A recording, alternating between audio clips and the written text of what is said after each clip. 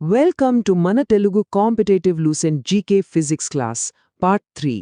ఈరోజు మనం తరంగాల అద్భుత ప్రపంచం గురించి అంటే వేవ్స్ గురించి తెలుసుకోబోతున్నాం.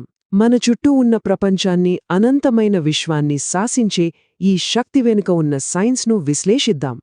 సరే, ఒక చిన్న పజిల్తో మొదలుపెడదామా?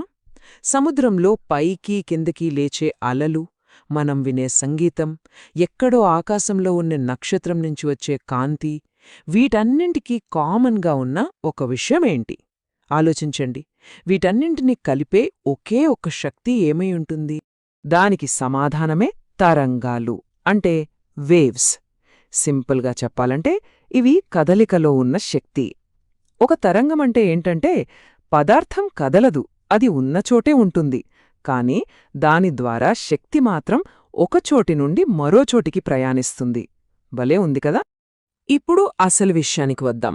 ఈ వేవ్స్ అన్నింటినీ మనం రెండు పెద్ద కుటుంబాలుగా, 2 మేజర్ ఫ్యామిలీస్గా విడగొట్టచ్చు. ఒక ఫ్యామిలీకేమో ప్రయాణించడానికి ఒక తోడు కావాలి, ఇంకో ఫ్యామిలీ ఏమో ఒంటరిగా ఎవరి సహాయం లేకుండానే ప్రయాణిస్తుంది. సో ఆ రెండు కుటుంబాల మధ్య తేడా ఏంటంటే వాటికి ప్రయాణించడానికి ఒక మాధ్యమం, అంటే ఒక మీడియం అవసరమా లేదా అనేది. మొదటివి యాంత్రిక తరంగాలు, అంటే మెకానికల్ వేవ్స్. వీటికి ప్రయాణించడానికి గాలి, నీరు, ఏదో ఒక ఘనపదార్థం, ఇలా ఏదో ఒక మీడియం ఖచ్చితంగా కావాలి. బెస్ట్ ఎగ్జాంపుల్ మన సౌండ్ వేవ్స్. ఇక రెండో రకం యాంత్రికేతర తరంగాలు, నాన్ మెకానికల్ వేవ్స్. వీటికి ఏ మీడియం అవసరం లేదు, శూన్యంలో కూడా, అంటే వాక్యూంలో కూడా ప్రయాణించగలవు. దీనికి ఉదాహరణే కాంతి, అంటే లైట్ వేవ్స్. సరే, మరి మొదటి ఫ్యామిలీ గురించి కొంచెం లోతుగా చూద్దామా? యాంత్రిక తరంగాలు అంటే ఈ మెకానికల్ వేవ్స్ ఎలా కదులుతాయో చూద్దాం. శక్తి ప్రవహిస్తున్నప్పుడు ఆ మీడియంలోని కణాలు ఎలా డాన్స్ చేస్తాయో తెలుసుకుందాం. దీంట్లో మొదటిది అనుదైర్ఘ్య తరంగం. దీన్నే మనం లాంజిట్యూడినల్ వేవ్ అంటాం. దీన్ని ఊహించుకోవడానికి ఒకదాని వెనుక ఒకటి నిలబడ్డ మనుషుల్ని అనుకోండి. మొదటి వ్యక్తి రెండో వాళ్లని తోస్తే వాళ్లు మూడో వాళ్లని. అలా ఆ తోపుడు ముందుకు వెళ్తుంది కదా. ఇక్కడ కూడా అంతే. మాధ్యమములోని కణాలు వేవ్ వెళ్తున్న డైరెక్షన్లోనే ముందుకు వెనక్కి కంపిస్తూ శక్తిని ముందుకు పంపిస్తాయి. ధ్వని తరంగాలు గాలిలో ప్రయాణించడం దీనికి పర్ఫెక్ట్ ఎగ్జాంపుల్. ఈ స్లింకీ బొమ్మలాగే గాలిలోని అణువుల్ని కొన్ని చోట్ల దగ్గరికి నెట్టి, అంటే సంపీడనం చేసి, కొన్ని చోట్ల దూరం జరిపి, అంటే విరళీకరణం చేసి సౌండ్ ముందుకు వెళ్తుంది. మనం మాట్లాడే మాటలు ఎదుటివారి చెవికి చేరేది ఇలాగే. రైట్. ఇప్పుడు యాంత్రిక తరంగాల్లో రెండో రకం చూద్దాం. దీనివల్లే మనకు అల అంటే గుర్తొచ్చే ఆ పైకి కిందకి వెళ్లే ఆకారం ఏర్పడుతుంది. దీన్నే తిర్యక్ తరంగం లేదా ట్రాన్స్వర్స్ వేవ్ అంటారు. దీనికి బెస్ట్ ఉదాహరణ నీటి అలలు. చెరువులో రాయి వేసినప్పుడు అలలు ఎలా ఏర్పడతాయో గమనించారా? శక్తి ఏమో ముందుకు వెళ్తుంది, కాని నీటి కణాలు మాత్రం పైకి కిందికి కదులుతాయి. అంటే వేవ్ వెళ్తున్న దిశకు లంబంగా, పర్పెండిక్యులర్గా కంపిస్తాయన్నమాట. సరే, మొదటి ఫ్యామిలీ గురించి చూశాం కదా. ఇప్పుడు రెండో కుటుంబం వైపు వెళ్దాం. ఇవే యాంత్రికేతర తరంగాలు. వీటికి ప్రయాణించడానికి ఏ మీడియం అవసరం లేదు. వీటన్నిటినీ కలిపి మనం విద్యుదయస్కాంత స్పెక్ట్రం, అంటే ఎలక్ట్రోమాగ్నెటిక్ స్పెక్ట్రం అంటాం. ఈ స్పెక్ట్రంలోని తరంగాలన్నింటికీ కొన్ని కామన్ లక్షణాలున్నాయి. ఒకటి, వీటికి ఏ ఛార్జ్ ఉండదు, ఇవి న్యూట్రల్. 2, ఇవి తిర్యక్ తరంగాలుగా, అంటే ట్రాన్స్వర్స్ వేవ్స్ లాగా ప్రయాణిస్తాయి. 3, అండ్ ఇది చాలా ఇంపార్టెంట్, ఇవన్నీ కూడా ఒకే స్పీడ్తో, అదే కాంతి వేగంతో ప్రయాణిస్తాయి. 4, వీటికి శక్తి, ద్రవ్యవేగం రెండూ ఉంటాయి. ఈ అద్భుతమైన కాన్సెప్ట్ను మనకు పరిచయం చేసింది జేమ్స్ క్లర్క్ మ్యాక్స్వెల్. ఈ ఎలక్ట్రోమాగ్నెటిక్ స్పెక్ట్రం అనేది ఒక శక్తివంతమైన రేంజ్ లాంటిది. ఒక చివరన గామా కిరణాలు ఉంటాయి. వీటిని హెన్రీ బెకెరెల్ కనుగొన్నారు. ఇవి చాలా పవర్ఫుల్, అణు ప్రతిచర్యలలో విడుదలవుతాయి. ఆ తర్వాత వచ్చేవే ఎక్స్ కిరణాలు. వీటిని కనుగొన్నది రాంట్జెన్. వీటి గురించి మనందరికీ తెలిసిందే. మెడికల్ ఫీల్డ్లో ఇవి ఒక విప్లవం. ఎముకలు విరిగినా, లోపల ఏమైనా సమస్యలున్నా చూడ్డానికి ఇవి చాలా హెల్ప్ చేస్తాయి. ఇక మనకు బాగా పరిచయమున్నవి అతి నీలలోహిత కిరణాలు, అంటే అల్ట్రావైలెట్ రేస్. వీటిని రిట్టర్ కనుగొన్నారు. సూర్యుడి నుంచి వచ్చే ఈ కిరణాలు మన చర్మంపై ఎఫెక్ట్ చూపిస్తాయి కదా. చూడండి, గామారేస్, ఎక్స్రేస్, యూవీరేస్ ఇవన్నీ వేర్వేరుగా అనిపించినా అన్నీ ఒకే కుటుంబానికి చెందినవే. ఇప్పటిదాకా మనం వేవ్స్లోని రకాలు చూశాం. సరే, ఇప్పుడు ఏ వేవ్ తీసుకున్నా దానికుండే కొన్ని ప్రాథమిక భాగాలేంటో చూద్దాం. ఒక వేవ్ యొక్క అనాటమీ అన్నమాట.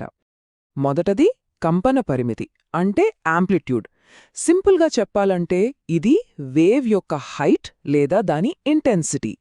ప్రశాంతంగా ఉన్న నీటి ఉపరితలం నుంచి ఒక అల ఎంత ఎత్తుకు లేస్తుందో అదే దాని యాంప్లిట్యూడ్. రెండోది తరంగదైర్ఘ్యం, వేవ్ లెంత్. దీన్ని లాంబ్డా అనే గ్రీక్ అక్షరంతో సూచిస్తాం. ఇది ఒక పూర్తి వేవ్ యొక్క పొడవు. అంటే ఒక అలశిఖరం నుంచి దాని పక్కనున్న మరో అలశిఖరం మధ్య దూరమనమాట. ఇప్పుడు చూడండి, ఈ మూడు భాగాలు అంటే వేవ్ స్పీడ్, దాని ఫ్రీక్వెన్సీ మరియు దాని వేవ్ లెంత్, ఈ మూడింటినీ కలిపే ఒకే ఒక సింపుల్ ఫార్ములా ఇది. Velocity = frequency into wave length. ఈ యొక్క ఫార్ములా వేవ్స్ గురించి చాలా విషయాలు చెప్తుంది. ఇది మనల్ని ఒక చివరి చాలా ఇంట్రెస్టింగ్ పాయింట్ దగ్గరికి తీసుకొస్తుంది. మనం ఇందాకేమనుకున్నాం? అన్నీ ఎలక్ట్రోమాగ్నెటిక్ వేవ్స్ ఒకే స్పీడ్తో, అంటే కాంతి వేగంతో వెళ్తాయని కదా. మరి అలాంటప్పుడు ఆ ఫార్ములా మనకేం చెబుతోంది? వేగం స్థిరంగా ఉంటే వేవ్ లెంత్కి, ఫ్రీక్వెన్సీకి మధ్య ఉన్న సంబంధమేంటి? అది ఒక విలోమ సంబంధం, అన్ ఇన్వర్స్ రిలేషన్షిప్. అంటే వేవ్ లెంత్ పెరిగితే ఫ్రీక్వెన్సీ తగ్గుతుంది, వేవ్ లెంత్ తగ్గితే ఫ్రీక్వెన్సీ పెరుగుతుంది. రేడియో తరంగాల పొడవైన వేవ్లెంత్ నుంచి గామా కిరణాల చాలా చిన్న వేవ్లెంత్ వరకు మొత్తం ఎలక్ట్రోమాగ్నెటిక్ స్పెక్ట్రమ్ను నడిపించేది ఈ సింపుల్ రూలే. మనం ప్రపంచాన్ని చూసే విధానాన్ని, కమ్యూనికేట్ చేసే విధానాన్ని, చివరికి విశ్వాన్ని అర్థం చేసుకునే విధానాన్ని మార్చేసిన ఒక సాధారణ భౌతిక సూత్రం ఇది. దీని గురించి ఆలోచించండి. హాయ్ అందరికీ. మనం ప్రతిరోజు వినే ఈ సౌండ్, అసలు అదంటే ఏంటి అని ఎప్పుడైనా ఆలోచించారా? అది జస్ట్ మనం వినే విషయమేనా, లేక దాని వెనుక అంతకు మించిన శక్తి ఏదైనా ఉందా? ఈరోజు మనం ధ్వని అంటే సౌండ్ వెనుకున్న అద్భుతమైన సైన్స్ గురించి తెలుసుకోబోతున్నాం. రండి, ఈ జర్నీ స్టార్ట్ చేద్దాం. మ్యూజిక్, మన చుట్టూ వినిపించే మాటలు, సిటీలో ట్రాఫిక్ సౌండ్స్, ఇలా రోజూ ఎన్నో వింటూ ఉంటాం. కానీ అసలు మన చెవిలోకి వెళ్లేది ఏంటి? గాలిలో ప్రయాణించే ఆ కనిపించని వైబ్రేషన్స్ వెనక ఉన్న స్టోరీ ఏంటి? సో ఆ క్వశ్చన్తోనే మనం ఈ అన్వేషణ మొదలుపెడదాం. మీకు తెలుసా, మనం వినగలిగే సౌండ్స్ కంటే మనం వినలేని సౌండ్స్ ప్రపంచం చాలా పెద్దది. మన వినికిడి శక్తికి అందని శబ్దాలు కూడా ఉన్నాయి. ఇప్పుడు మనం వినగలిగే, వినలేని సౌండ్స్ అన్నింటినీ కలిపి ఆ సౌండ్ స్పెక్ట్రమ్ అనే పెద్ద ప్రపంచాన్ని ఎక్స్ప్లోర్ చేద్దాం. అంటే బేసిక్గా సౌండ్ అంటే ఒక వేవ్, ఒక తరంగం అన్నమాట. ఇవి మెకానికల్ వేవ్స్, అంటే వీటికి ప్రయాణించడానికి గాలి, నీళ్లు లేదా ఏదైనా సాలిడ్ లాంటి మీడియం ఖచ్చితంగా కావాలి. అందుకే స్పేస్లో, వాక్యూమ్లో సౌండ్ ట్రావెల్ చేయలేదు. అందుకే అక్కడంతా సైలెంట్గా ఉంటుంది. సో ఫ్రీక్వెన్సీని బట్టి సౌండ్ని మనం 3 రకాలుగా చూడొచ్చు. 20 హెర్ట్జ్ కంటే తక్కువ ఫ్రీక్వెన్సీ ఉంటే దాన్ని ఇన్ఫ్రాసానిక్ అంటారు. ఏనుగులు, తిమింగలాలు భూకంపాలను పసిగట్టడానికి ఇలాంటి లో ఫ్రీక్వెన్సీ సౌండ్స్ వాడతాయి. మనం వినగలిగే రేంజ్ 20 నుంచి 20,000 హెర్ట్జ్. ఇక 20,000 హెర్ట్జ్ దాటితే దాన్ని అల్ట్రాసానిక్ అంటారు. గబ్బిలాలు, డాల్ఫిన్లు నావిగేట్ చేయడానికి ఈ అల్ట్రాసానిక్ వేవ్స్నే వాడతాయి. మనం ఈ అల్ట్రాసానిక్ వేవ్స్ వినలేకపోవచ్చు, కానీ మన టెక్నాలజీలో వీటికి చాలా అద్భుతమైన అప్లికేషన్స్ ఉన్నాయి. సముద్రాల లోతు కొలిచే సోనార్ టెక్నాలజీ నుంచి మెడికల్ ఫీల్డ్లో వాడే అల్ట్రాసౌండ్ స్కానింగ్ వరకు, చివరికి చిన్న చిన్న మెషిన్ పార్ట్స్ను క్లీన్ చేయడానికి కూడా ఈ హై ఫ్రీక్వెన్సీ వేవ్స్ను వాడతారు. ఎంత ఆశ్చర్యంగా ఉంది కదూ! ఆల్ రైట్, ఇప్పుడు సౌండ్ ఎంత ఫాస్ట్గా వెళ్తుందో చూద్దాం. గాలి, నీళ్లు, సాలిడ్స్ వీటి మధ్య ఒక రేస్ పెడితే ఎవరు గెలుస్తారో తెలుసా? ఈ రేస్లో విన్నర్ ఎవరో ఇప్పుడు తెలుసుకుందాం. సౌండ్ స్పీడ్ అనేది అది వెళ్లే మీడియంను బట్టి డ్రమాటిక్గా మారిపోతుంది. ఫర్ ఎగ్జాంపుల్, గాలిలో సౌండ్ స్పీడ్ సెకనుకు సుమారు 332 మీటర్లు. అదే నీళ్లలో అయితే దాదాపు 5 రెట్లు పెరిగి సెకనుకు 1482 మీటర్ల స్పీడ్తో వెళుతుంది. ఇక అల్యూమినియం లాంటి సాలిడ్స్లో అయితే అణువులు చాలా దగ్గరగా ఉంటాయి కదా, అందుకే సౌండ్ సెకనుకు 6420 మీటర్ల వేగంతో దూసుకుపోతుంది. అంటే రేసులో విన్నరెవరో క్లియర్గా తెలిసిపోతుంది. సాలిడ్స్ కొన్ని ఫ్యాక్టర్స్ సౌండ్ స్పీడ్ని ప్రభావితం చేస్తాయి. టెంపరేచర్ పెరిగితే స్పీడ్ పెరుగుతుంది. అలాగే గాలిలో తేమ ఎక్కువగా ఉన్నప్పుడు కూడా స్పీడ్ ఎక్కువ. కానీ ఇక్కడొక ఇంట్రెస్టింగ్ విషయం ఉంది. మనం అనుకుంటాం ప్రెషర్ పెరిగితే స్పీడ్ మారుతుందని, కానీ ప్రెషర్కి సౌండ్ స్పీడ్కి అస్సలు సంబంధం లేదు. సర్ప్రైజింగ్ గదా? ఒకే నోట్ను గిటార్ మీద ప్లే చేసినా, ఫ్లూట్ మీద ప్లే చేసినా మనకు డిఫరెన్స్ ఎలా తెలుస్తుంది? ఒకే పాట ఇద్దరు వేర్వేరు సింగర్స్ పాడితే వాళ్ల వాయిస్ని మనం ఎలా గుర్తుపడతాం? దానికి కారణం సౌండ్కి ఉండే 3 ముఖ్యమైన క్యారెక్టర్స్. అవేంటో ఇప్పుడు చూద్దాం. ఫస్ట్ క్యారెక్టర్ ఇంటెన్సిటీ లేదా లౌడ్నెస్. ఒక సౌండ్లో ఎంత ఎనర్జీ ఉందో ఇది చెబుతుంది. దీన్ని మనం డెసిబెల్స్లో కొలుస్తాం. మనం గుసగుసలాడితే అది ఒక 30 డెసిబెల్స్ అనుకోండి. అదే ఒక జెట్ ఇంజిన్ దగ్గర నిలబడితే అది 120 డెసిబెల్స్ దాటిపోతుంది. రెండవది పిచ్ లేదా శృతి. ఒక సౌండ్ ఎంత షార్ప్గా లేదా డల్గా ఉందో చెప్పేది ఇదే. ఇది కంప్లీట్గా ఫ్రీక్వెన్సీ మీద డిపెండ్ అయి ఉంటుంది. గిటార్ స్ట్రింగ్స్ ఊహించుకోండి. సన్నగా ఉండే స్ట్రింగ్స్ చాలా ఫాస్ట్గా వైబ్రేట్ అవుతాయి కదా, అంటే high frequency, so high pitch sound వస్తుంది. అదే మందంగా ఉండే స్ట్రింగ్స్ నెమ్మదిగా వైబ్రేట్ అవుతాయి, అంటే లో ఫ్రీక్వెన్సీతో లో పిచ్ సౌండ్ వస్తుంది. ఇక మూడవది చాలా ముఖ్యమైనది క్వాలిటీ. దీన్నే ఫ్రెంచ్లో టింబ్రే అంటారు. ఒకే లౌడ్నెస్, ఒకే పిచ్ ఉన్న వయోలిన్ సౌండ్కి పియానో సౌండ్కి మధ్య తేడా మనకు ఎలా తెలుస్తుంది? అదే ఈ క్వాలిటీ వల్ల. సింపుల్గా చెప్పాలంటే ప్రతి సౌండ్కి తన ఓన్ వాయిస్ లేదా సిగ్నేచర్ ఉంటుంది. ఇది మెయిన్ ఫ్రీక్వెన్సీతో పాటు వచ్చే ఎక్స్ట్రా వైబ్రేషన్స్ అంటే హార్మోనిక్స్ వల్ల ఏర్పడుతుంది. ఈ హార్మోనిక్స్ కాంబినేషనే ప్రతి వాయిద్యానికి, ప్రతి గొంతుకి దాని యూనిక్ ఐడెంటిటీని ఇస్తుంది. సరే, సౌండ్ వేవ్స్ ఎప్పుడూ స్ట్రెయిట్ లైన్లో వెళ్ళవు. అవి చుట్టూ ఉన్న వాతావరణంతో ఇంటరాక్ట్ అయినప్పుడు కొన్ని వింత వింత విషయాలు, కొన్ని స్ట్రేంజ్ బిహేవియర్స్ చూపిస్తాయి. అవేంటో ఇప్పుడు చూద్దాం. మనందరికీ ఎకో తెలుసు. కొండల్లోకి వెళ్ళి అరిస్తే మన గొంతు మనకే వినిపిస్తుంది. సౌండ్ ఒక ఆబ్జెక్ట్ను తాకి రిఫ్లెక్ట్ అయ్యి తిరిగి మన దగ్గరికే రావడం ఇది. కానీ ఆ ఎకో క్లియర్గా వినపడాలంటే మనకి ఆ గోడకి మధ్య కనీసం 17 మీటర్ల దూరం ఉండాలి. అప్పుడే మన బ్రెయిన్ ఒరిజినల్ సౌండ్ని, ఎకోని వేరుగా గుర్తించగలదు. రెజొనెన్స్ ఇది చాలా పవర్ఫుల్ ఫినామినా. ప్రతి వస్తువుకి ఒక న్యాచురల్ వైబ్రేటింగ్ ఫ్రీక్వెన్సీ ఉంటుంది. బయట నుంచి వచ్చే సౌండ్ ఫ్రీక్వెన్సీ ఆ వస్తువు న్యాచురల్ ఫ్రీక్వెన్సీతో మ్యాచ్ అయితే బూమ్! ఆ వస్తు వైబ్రేషన్స్ విపరీతంగా పెరిగిపోతాయి. అందుకే ఒక సింగర్ తన వాయిస్తో సరైన నోటు పాడితే ఒక గ్లాస్ను పగలగొట్టగలదు అంటారు. అదే రెజొనెన్స్. 2 సౌండ్ వేవ్స్ కలిస్తే ఏం జరుగుతుంది? నీళ్ళలో అలలు లాంటిదే. 2 అలలు ఒకే డైరెక్షన్లో కలిస్తే పెద్ద అల అవుతుంది. అలాగే సౌండ్ కూడా పెద్దగా వినిపిస్తుంది. దీన్ని కన్స్ట్రక్టివ్ ఇంటర్ఫియరెన్స్ అంటారు. అదే ఆపోజిట్లో కలిస్తే ఒకదానినొకటి క్యాన్సిల్ చేసుకుని సౌండ్ తగ్గిపోతుంది లేదా పూర్తిగా ఆగిపోతుంది. అదే డిస్ట్రక్టివ్ ఇంటర్ఫియరెన్స్.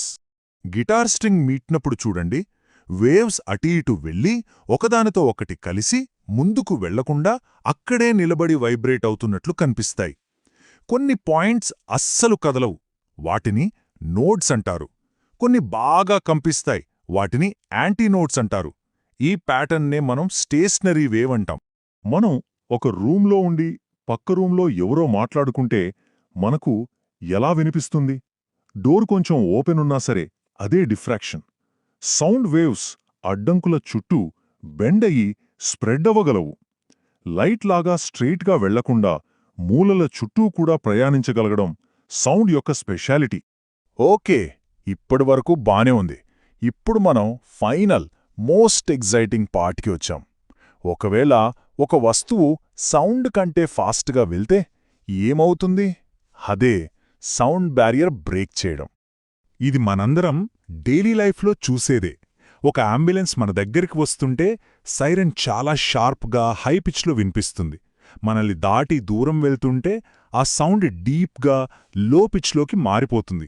ఎందుకంటే మన వైపు వస్తున్నప్పుడు సౌండ్ వేవ్స్ కంప్రెస్ అవుతాయి, దూరం వెళ్తున్నప్పుడు స్ట్రెచ్ అవుతాయి. ఈ ఫ్రీక్వెన్సీలో వచ్చే మార్పునే డాప్లర్ ఎఫెక్ట్ అంటారు. ఒక వస్తువు స్పీడ్ని సౌండ్ స్పీడ్తో కంపేర్ చేయడానికి మ్యాక్ నంబర్ వాడతాం. సింపుల్గా చెప్పాలంటే ఇదొక రేషియో. మ్యాక్ 1 కంటే తక్కువ ఉంటే సబ్సోనిక్, మ్యాక్ 1 దాటితే సూపర్సోనిక్. ఇక మ్యాక్ 5 అంటే సౌండ్ కంటే 5 రెట్లు ఫాస్ట్ అయితే దాన్ని హైపర్సోనిక్ అంటారు. ఒక ఫైటర్ జెట్ సౌండ్ కంటే ఫాస్ట్గా వెళ్ళినప్పుడు అది గాలిని తన ముందుకి తోసేస్తుంది. దాంతో ఒక కోన్ షేప్లో చాలా పవర్ఫుల్ వేవ్స్ క్రియేట్ అవుతాయి. వీటినే షాక్ వేవ్స్ అంటారు. ఆ షాక్ వేవ్ మనల్ని దాటినప్పుడు వినిపించే ఆ పెద్ద శబ్దాన్నే సానిక్ బూమ్ అంటారు. ఇది అచ్చం నీళ్లల్లో స్పీడ్గా వెళ్లే బోట్ క్రియేట్ చేసే బో వేవ్స్ లాంటిదే. సో చూశారుగా, సౌండ్ అంటే కేవలం మనం వినేది కాదు, అది ఒక ఫిజికల్ ఫోర్స్. కిటికీల పగలగొట్టగలంత శక్తి ఉన్న ఫోర్స్. మరి మనకు కనిపించకుండా మన చుట్టూ ఉన్న ప్రపంచాన్ని ఇలాగే మార్చేస్తున్న ఇంకెన్ని శక్తులున్నాయో ఒక్కసారి ఆలోచించండి. మనం ఉదయాన్నే తాగే కాఫీ వేడి దగ్గర్నుంచి ఆకాశంలో మెరిసే నక్షత్రాల శక్తి వరకు మన ప్రపంచాన్ని నడిపించే ఒక అదృశ్య శక్తి ఉంది. అదే వేడి. ఈరోజు మనం దాని గురించే, అంటే ద ఫిజిక్స్ ఆఫ్ హీట్ గురించే వివరంగా తెలుసుకోబోతున్నాం. మనం ఒక సింపుల్ ప్రశ్నతో మొదలు పెడదాం. ఇది చాలామందికి అనుభవమే. ఒకే రూంలో ఒకే టెంపరేచర్లో ఉన్నా సరే, చెక్క కుర్చీతో పోలిస్తే స్టీల్ కుర్చీని ముట్టుకుంటే ఎందుకంత చల్లగా అనిపిస్తుంది? ఎప్పుడైనా ఆలోచించారా? సరే, ఆ కుర్చీ వెనుకున్న మిస్టరీని ఛేదించాలంటే ముందుగా మనం 2 ముఖ్యమైన విషయాల మధ్య తేడాని అర్థం చేసుకోవాలి. ఒకటి వేడి, అంటే హీట్. రెండోది ఉష్ణోగ్రత, అదే టెంపరేచర్. చాలామంది ఇవి రెండూ ఒకటే అనుకుంటారు, కానీ కానే కాదు. చాలా సింపుల్గా చెప్పాలంటే హీట్ అనేది ఒక చోట నుండి ఇంకొక చోటికి వెళ్ళే ఒక ఎనర్జీ అన్నమాట. మరి టెంపరేచర్ ఏంటంటే ఆ ఎనర్జీ ఏ డైరెక్షన్లో వెళ్లాలో చెప్పే ఒక సైన్ బోర్డ్ లాంటిది. ఇది ఎప్పుడు కూడా ఎక్కువ టెంపరేచర్ ఉన్న వస్తువు నుండి తక్కువ టెంపరేచర్ ఉన్న వస్తువైపే ప్రవహిస్తుంది. మనం ఫుడ్ ప్యాకెట్ల మీద క్యాలరీస్ అని చూస్తుంటాం కదా, దానికి దీనికి సంబంధం ఉంది. సైన్స్ పరంగా చెప్పాలంటే 1 గ్రాము నీటి టెంపరేచర్ని 1 డిగ్రీ సెల్సియస్ పెంచడానికి ఎంత శక్తి అయితే కావాలో దాన్నే 1 క్యాలరీ అంటాం. ఇది వేడిని కొలిచే ఒక యూనిట్ మాత్రమే. అయితే ఈ టెంపరేచర్ని మనం కరెక్ట్గా ఎలా కొలుస్తాం? దీనికోసం చాలా రకాల స్కేల్స్ ఉన్నాయి. మనం వాడే సెల్సియస్ నుండి సైంటిస్టులు వాడే కెల్విన్ వరకు. మనం రోజూ వాడేది సెల్సియస్, కానీ సైంటిస్టులకు మాత్రం కెల్విన్ స్కేల్ అంటే చాలా ఇష్టం. ఎందుకో తెలుసా? కెల్విన్ స్కేల్లో 0 అంటే అబ్సల్యూట్ జీరో. అంటే అక్కడ అణువుల కదలిక పూర్తిగా ఆగిపోతుంది.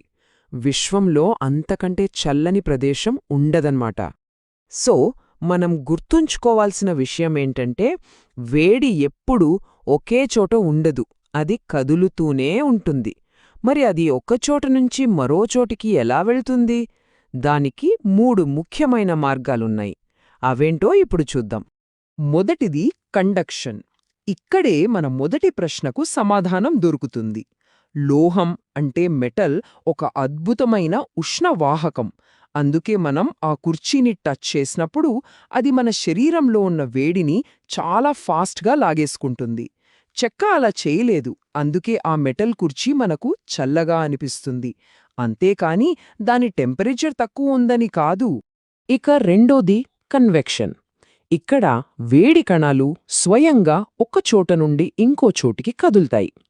ఉదాహరణకు ఒక గిన్నెలో నీళ్లు మరిగిస్తున్నప్పుడు కింద ఉన్న వేడి నీళ్లు పైకి వస్తాయి, పైన ఉన్న చల్లని నీళ్లు కిందికి వెళ్తాయి. ఒక సర్కిల్లాగా తిరుగుతూ ఉంటాయి. అదే కన్వెక్షన్. ఇక చివరది మూడోది రేడియేషన్. దీని స్పెషాలిటీ ఏంటంటే దీనికి ప్రయాణించడానికి గాలి, నీరు లాంటి ఏ మాధ్యమం అవసరం లేదు.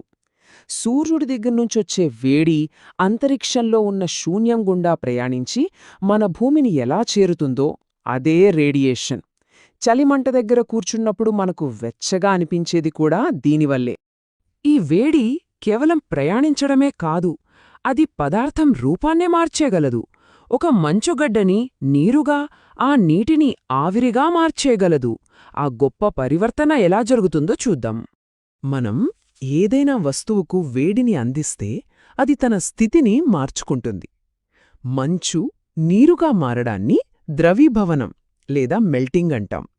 నీరు ఆవిరిగా మారడాన్ని బాష్పీభవనం లేదా వేపరైజేషన్ అంటాం. ఇది మనకు తెలిసిందే. కానీ ఇక్కడొక చిన్న మ్యాజిక్ ఉంది. మంచు కరిగి నీరుగా మారేటప్పుడు, అంటే 0 డిగ్రీల సెల్సియస్ దగ్గర దాని టెంపరేచర్ అస్సలు పెరగదు. ఆశ్చర్యంగా ఉంది కదూ? మరి మనమిచ్చే వేడి ఎక్కడికి పోతోంది? ఆ శక్తి అంతా మంచు కణాల మధ్య ఉన్న బంధాలని విడగొట్టడానికి సరిపోతుంది. ఇలా దాగి ఉన్న ఈ శక్తిని లేటెంట్ హీట్ లేదా గుప్తోష్ణం అంటారు. ఇప్పటివరకు మనం చూసిన ఈ ప్రక్రియలన్నీ కొన్ని ప్రాథమిక నియమాల మీద ఆధారపడి పనిచేస్తాయి. అవి విశ్వం యొక్క నియమాలు. వాటిని మనం థర్మోడైనమిక్స్ నియమాలు అని పిలుస్తాం. మొదటి నియమం చాలా సింపుల్గా ఉంటుంది. శక్తిని మనం సృష్టించలేము, నాశనం చేయలేము. కేవలం ఒక రూపం నుండి ఇంకో రూపంలోకి మార్చగలం, అంతే. దీన్నే law of conservation of energy అంటారు. దీన్ని గణితంలో ఇలా చూపిస్తారు. అంటే మనం ఒక సిస్టమ్కి ఇచ్చే వేడి అంటే హీట్ 2 రకాలుగా ఉపయోగపడుతుంది. ఒకటి దాని ఇంటర్నల్ ఎనర్జీని పెంచడానికి, 2 దానితో ఏదైనా పని చేయడానికి. ఇక రెండవ నియమం, బహుశా ఫిజిక్స్లోనే ఇది చాలా ముఖ్యమైన నియమం. ఇది మన విశ్వానికి ఒక దిశను చూపిస్తుంది. కాలం ఎందుకు ముందుకు మాత్రమే వెళ్తుందో చెబుతుంది. పగిలిన గాజు గ్లాస్ దానంతట అదే ఎందుకు అతుక్కోదో ఈ నియమం వల్లే మనం చెప్పొచ్చు. దీన్ని క్లాసియస్ అనే సైంటిస్ట్ చాలా సింపుల్గా చెప్పారు. వేడి ఎప్పుడూ వేడిగా ఉన్న చోటు నుండి చల్లగా ఉన్న చోటుకే వెళుతుంది, అంతే. దానంతటా అదే రివర్స్లో జరగదు. అలా జరగాలంటే మనం బయట నుండి శక్తిని ఇవ్వాలి. మన ఇంట్లో ఉండే ఫ్రిడ్జ్ చేసే పని అదే. కెల్విన్ చెప్పిన దాని ప్రకారం మరో ముఖ్యమైన విషయమేంటంటే మనమిచ్చే వేడి మొత్తాన్ని ఎప్పటికీ 100% పనిగా మార్చలేం. ఏ ఇంజిన్ కూడా 100% సామర్థ్యంతో పని చెయ్యదు. కొంత శక్తి వేడి రూపంలో వృధా అవ్వాల్సిందే. ఇది తప్పదు. కాబట్టి మనం అర్థం చేసుకోవాల్సిందేంటంటే వేడి అనేది కేవలం వేడిగా ఉండటం కాదు, అది ఒక ప్రవాహం. అది మన విశ్వం ఎలా పనిచేయాలో, కాలం ఏ దిశలో ప్రయాణించాలో నిర్ణయించే ఒక ప్రాథమిక శక్తి. ఇది మన ముందు ఒక పెద్ద తాత్వికమైన ప్రశ్నను ఉంచుతుంది. ఈ వేడి ఎప్పుడు వేడి వస్తువుల నుంచి చల్లని వస్తువులకు ప్రవహిస్తూ చివరికి విశ్వమంతా ఒకే ఉష్ణోగ్రతకు వస్తే, అంటే అన్నీ చల్లబడిపోతే, అప్పుడు మన విశ్వం యొక్క భవిష్యత్తేంటి? దాని అంతం ఎలా ఉంటుంది? ఒక్కసారి ఆలోచించండి. మనం చూసే ప్రతిదానికి కారణం కాంతి. కాని అసలు ఈ కాంతి అంటే ఏంటి? ఈ ప్రయాణంలో మనం కాంతి యొక్క రహస్యాలని, దాని అద్భుతమైన స్వభావాన్ని కలిసి తెలుసుకుందాం. కాంతి గురించి తెలుసుకోవాలంటే ఫస్ట్ ఇంకా చెప్పాలంటే చాలా వింతైన విషయమేంటంటే దానికి 2 ముఖాలుంటాయి. కొన్నిసార్లు అది నీటి అలలాగా ప్రవర్తిస్తుంది.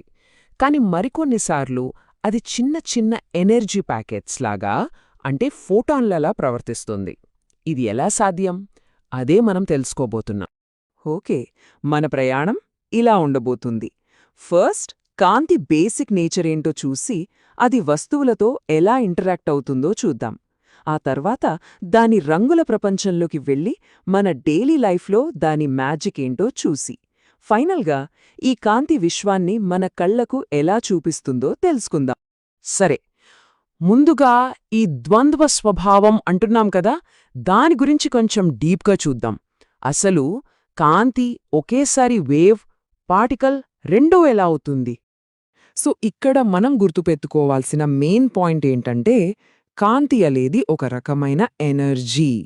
సౌండ్కి ప్రయాణించడానికి గాలి లాంటిది ఏదో ఒకటి కావాలి కాని లైట్ అలా కాదు. దానికి ఏమీ అవసరం లేదు. అది స్పేస్లోని వాక్యూమ్లో కూడా హ్యాపీగా ట్రావెల్ చేయగలదు. అందుకే సూర్యుడి నుండి కాంతి మనల్ని చేరుకోగలుగుతోంది. ఇక దాని స్పీడ్ అస్సలు ఊహించలేం. సెకనుకు దాదాపు 3 లక్షల కిలోమీటర్లు. ఇంత స్పీడ్తో 150 మిలియన్ కిలోమీటర్ల దూరంలో ఉన్న సూర్యుడి నుండి లైట్ మన భూమికి చేరడానికి కేవలం 8 నిమిషాల కంటే కొంచెం ఎక్కువ టైం పడుతుందంతే. సరే, ఇంత ఫాస్ట్గా వెళ్తున్నప్పుడు లైట్ దేన్నైనా ఢీకొంటే ఏమవుతుంది? ఇక్కడే మనకు తెలిసిన రిఫ్లెక్షన్, రిఫ్రాక్షన్ లాంటివి వస్తాయి. కాంతి ఒక సర్ఫేస్ నుండి బౌన్స్ అయినప్పుడు అది ఎలా పడితే అలా వెళ్ళదు. అది చాలా ఖచ్చితమైన రూల్స్ పాటిస్తుంది. సింపుల్గా చెప్పాలంటే, లైట్ ఎంత యాంగిల్తో వచ్చి పడుతుందో అంతే యాంగిల్తో వెనక్కి వెళ్ళిపోతుంది, అంతే. ఈ చిన్న రూల్ మీదే మన ఇంట్లో అద్దాలన్నీ పనిచేస్తాయి. అద్దాల గురించి మనం రోజూ చూస్తూనే ఉంటాం, కానీ ఇక్కడో ఇంట్రెస్టింగ్ ఫ్యాక్ట్ ఉంది. మీ ఫుల్ ఇమేజ్ చూసుకోవాలంటే మీకు కావాల్సింది జస్ట్ మీ హైట్లో సగమున్న మిర్రర్ మాత్రమే. ఇది రిఫ్లెక్షన్ రూల్స్ వల్లే సాధ్యం. భలే ఉంది కదూ! మామూలు అద్దాలు కాకుండా కర్వ్డ్ మిర్రర్స్ అంటే వంగిన అద్దాలు కాంతిను ఒకే చోట ఫోకస్ చేయగలవు లేదా స్ప్రెడ్ చేయగలవు. ఉదాహరణకు, కార్ హెడ్లైట్లోని పుటాకార దర్పణం చిన్న బల్బ్ నుండి వచ్చే కాంతిని అంతా ఒకచోట చేర్చి పవర్ఫుల్ బీమ్లా మార్చి ముందుకు పంపుతుంది. కాని లైట్ ఎప్పుడూ వెనక్కి తిరిగి రాదు కదా. కొన్నిసార్లు గ్లాస్, వాటర్ లాంటి వాటి గుండా దూసుకువెళ్తుంది. అలా వెళ్ళినప్పుడు ఒక వింత జరుగుతుంది. అది కాస్త వంగుతుంది. దీన్నే మనం వక్రీభవనం అంటే రిఫ్రాక్షన్ అంటాం. ఇది మనలో చాలామందికి తెలిసిన విషయమే. నీళ్లలో ఉన్న చేప మనకు పైకి ఉన్నట్టు కనిపిస్తుంది. ఎందుకంటే ఆ చేప నుండి వచ్చే లైట్ నీళ్లలోంచి బయటికి గాలిలోకి వచ్చేటప్పుడు వంగి మన కళ్లను చేరుకుంటుంది. మన బ్రెయినేమో లైట్ స్ట్రెయిట్గా వచ్చిందననుకుని మనల్ని మోసం చేస్తుంది. అయితే కొన్ని స్పెషల్ కండీషన్స్లో లైట్ ఒక మీడియం నుండి బయటకు రావడానికి ట్రై చేసినప్పుడు అది కంప్లీట్గా ఫెయిల్ అవుతుంది. ఒక పర్టిక్యులర్ యాంగిల్ను దాటాక లైట్ బయటకు రావడం మానేసి లోపలే బౌన్స్ అయిపోతుంది. లైట్ ఆ పదార్థంలోనే ట్రాప్ అయిపోతుందన్నమాట. ఇది ఏదో సైన్స్ ఎక్స్పెరిమెంట్లా అనిపించినా డైమండ్ మెరవడానికి కారణం ఇదే. మన ఇంటర్నెట్ను మోసుకొచ్చే ఆప్టికల్ ఫైబర్స్ వెనక ఉన్న టెక్నాలజీ కూడా ఇదే. ఎప్పటిదాకా మనం లైట్ని ఒక సింగిల్ రేగా చూసాం, కానీ దాన్ని విడగొడితే అప్పుడేంటి కథ? మనం తెల్లగా చూసే లైట్ నిజానికి ఇంద్రధనస్సులోని అన్ని రంగుల కలయిక. ఒక ప్రిజం గుండా పంపినప్పుడు ఒక్కో రంగు కొంచెం వేరే యాంగిల్లో వంగుతుంది. ఎరుపు తక్కువగా వంగితే ఊదా రంగు ఎక్కువగా వంగుతుంది. అంతే, రంగులన్నీ విడిపోయి మనకు ఆ బ్యూటిఫుల్ స్పెక్ట్రమ్ కనిపిస్తుంది. ఈ కలర్ థియరీ మన చుట్టూ ఉంది. మీ ఫోన్ లేదా టీవీ స్క్రీన్ని చాలా దగ్గరగా గమనిస్తే red, green, blue colour dots కనిపిస్తాయి. ఈ మూడింటిని కలపడం వల్లే మనకు కనిపించే లక్షల రంగులు తయారవుతాయి. అవును, ఇంద్రధనుస్సులో కూడా టైప్స్ ఉంటాయని తెలుసా? మనం రెగ్యులర్గా చూసేది ప్రైమరీ రెయిన్బో. కానీ అప్పుడప్పుడు లైటు వర్షపు చుక్క లోపల 2 సార్లు బౌన్స్ అయితే రెండోది కొంచెం డల్గా ఉండే రెయిన్బో కనిపిస్తుంది. దాని కలర్స్ కూడా రివర్స్లో ఉంటాయి. అంటే రెడ్ కలర్ లోపలి వైపు ఉంటుందన్నమాట. ఓకే, ఇంత సైన్స్ అంతా మన డైలీ లైఫ్లో ఎలా కనిపిస్తుంది? ఫర్ ఎగ్జాంపుల్, స్కై బ్లూ కలర్లో ఎందుకుంటుంది? సూర్యుడి లైటు మన అట్మాస్ఫియర్లోకి ఎంటర్ అవ్వగానే గాలిలోని చిన్న చిన్న పార్టికల్స్ని ఢీకొడుతుంది. ఆ దెబ్బకి లైట్ కిరణాలు నానా దిక్కులకు చెల్లచెదురైపోతాయి. దీన్నే స్కాటరింగ్ అంటారు. ఆకాశం రంగుకు ఇదే అసలు కారణం. ఇక్కడే ఉంది అస్సలు ట్రిక్. గాలిలోని పార్టికల్స్ బ్లూ కలర్ లైట్ని మిగతా కలర్స్ కంటే చాలా ఎక్కువగా స్కాటర్ చేస్తాయి. అందుకే మనకు ఆకాశం బ్లూగా కనిపిస్తుంది. మరి సన్సెట్ అప్పుడు రెడ్ ఎందుకు? ఎందుకంటే అప్పుడు లైట్ చాలా దూరం ప్రయాణించాలి. ఈలోపు బ్లూ లైట్ అంతా స్కాటర్ అయిపోగా మన కళ్లకు చేరేది రెడ్, ఆరెంజ్ లైట్ మాత్రమే. సరే, ఫైనల్గా కాంతి యొక్క అల్టిమేట్ అప్లికేషన్ గురించి చూద్దాం. అదే మనం చూడటం. మన కళ్ళు కూడా లైట్ని ఫోకస్ చేసే కాంప్లెక్స్ లెన్స్లే. కొన్నిసార్లు అవి లైట్ని కరెక్ట్గా రెటీనా మీద ఫోకస్ చేయలేవు. అప్పుడే మనకు మయోపియా, హైపరోపియా లాంటి ప్రాబ్లమ్స్ వస్తాయి. లక్కీగా మనం సరైన లెన్స్లు వాడి ఆ లైట్ పాత్ని సరిచేసి క్లియర్గా చూడొచ్చు. మన కళ్ల దగ్గర్నుండి పెద్ద పెద్ద టెలిస్కోప్స్ వరకు ఈ విశ్వాన్ని చూడ్టానికి కాంతే మనకున్న ఏకైక మార్గం.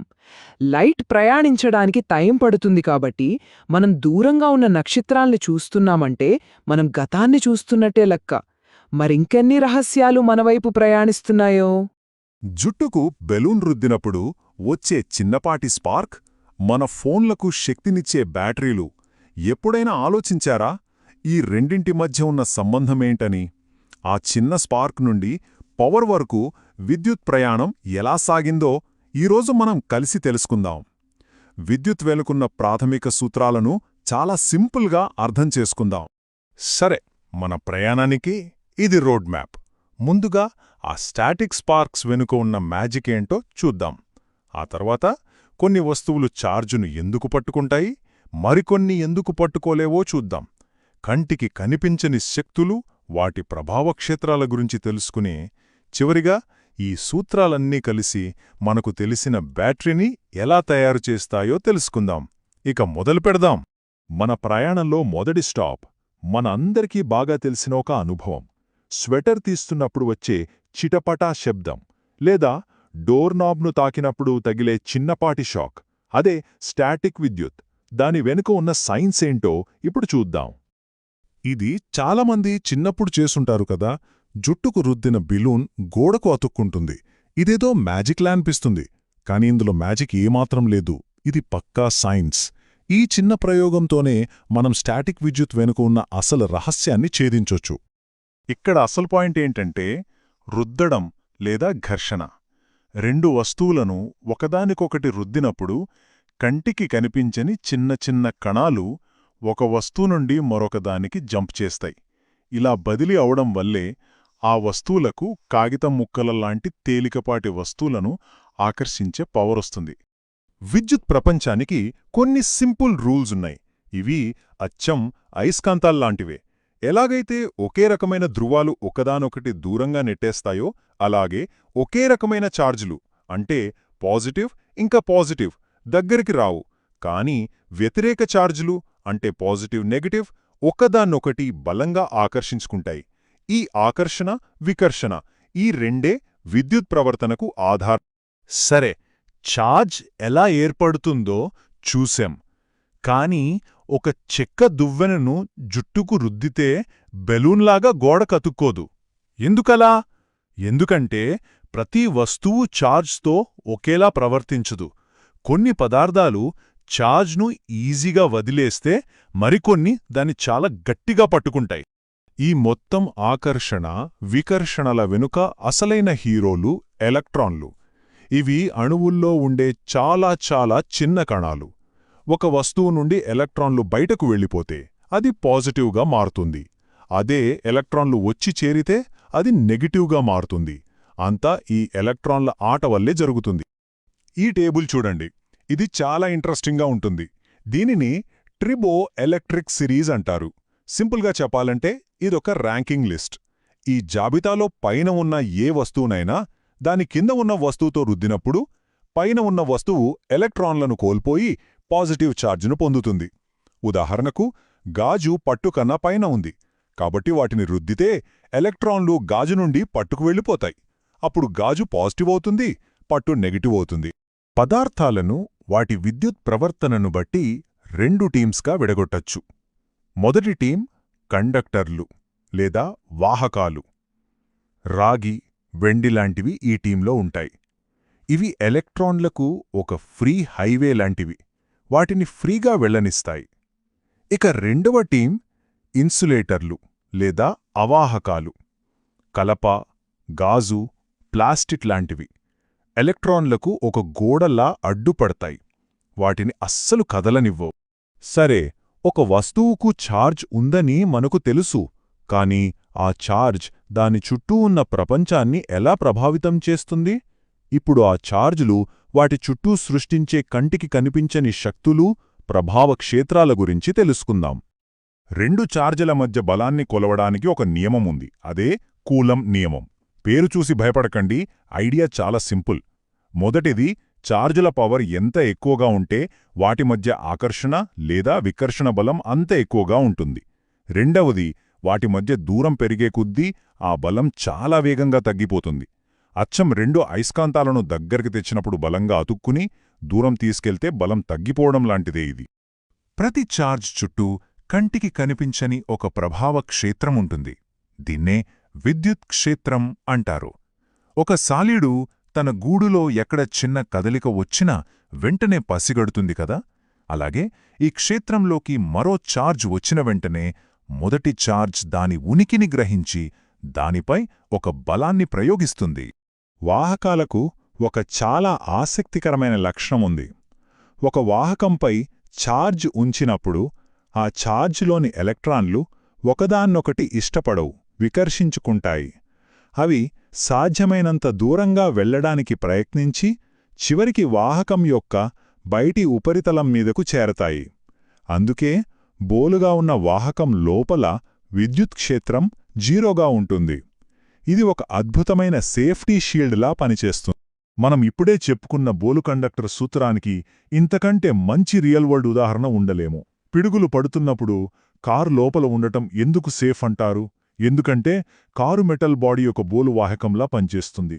పిడుగు నుండి వచ్చే కరెంటు మొత్తం కారు బయటి ఉపరితలం గుండా సురక్షితంగా ప్రయాణించి భూమిలోకి వెళ్ళిపోతుంది, లోపల ఉన్నవారికి ఏమీ కాదు. ఇప్పటివరకు మనం ఛార్జ్, దాని శక్తుల గురించి మాట్లాడుకున్నాం.